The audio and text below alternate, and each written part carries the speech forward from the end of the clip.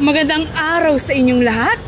Ano nga ba ang Navotas? Ano nga ba ang mas kilala sa Navotas?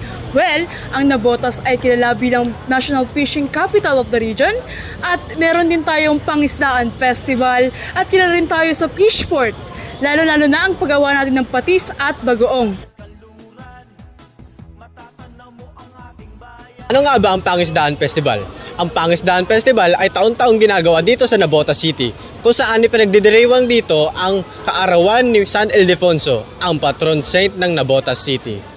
Kasama na rin dito ang pagbibigay pasasalamat para sa ating mga biyayang natanggap mula sa karagatan. Ito ay ginagawa tuwing ika-16 ng Enero. Ang Pangisdaan Festival sa Navotas ay nagpapakita ng kultura, tradisyon at pagkakakilanlan ng Navotas bilang fishing capital of the Philippines.